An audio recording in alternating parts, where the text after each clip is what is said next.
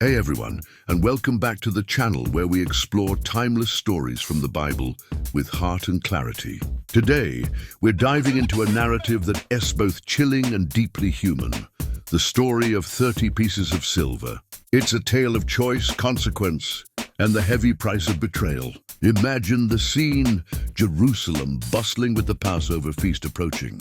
Jesus, with his disciples, is sharing his final profound teachings. But within this close circle, a shadow was beginning to stretch. His name was Judas Iscariot. Now, Judas wasn't just some casual follower. He was one of the 12, entrusted with the group's money bag. Yet, something within him had soured. Was it disillusionment?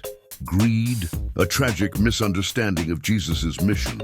The Bible tells us he went to the chief priests and asked, "What are you willing to give me if I deliver him over to you?" And they weighed out for him 30 pieces of silver. 30 pieces. It wasn't an exorbitant sum.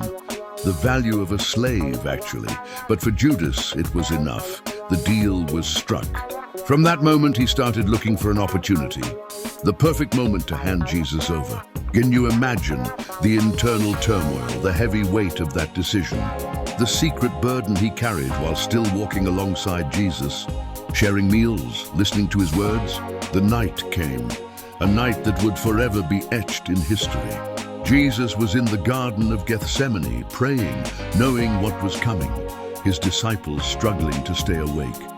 And then the silence was broken. A crowd approached, led by Judas. This wasn't a subtle handover. This was a public betrayal.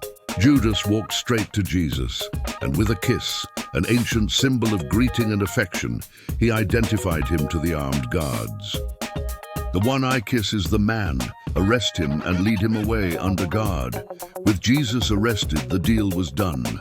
Judas had his 30 pieces of silver, but the moment the silver touched his hand, the weight of his actions must have crushed him. The fleeting satisfaction, if there ever was any, dissolved into a torrent of guilt and remorse. He saw Jesus being led away, likely heard the jeers of the crowd, and realized the terrible magnitude of what he had done.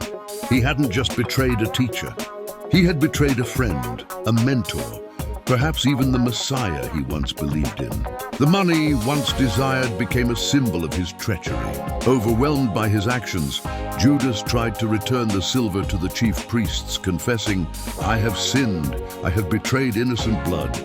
But they coldly dismissed him, saying, "What is that to us? That's your responsibility." The silver, now stained with his guilt, was cast back into the temple, becoming blood money.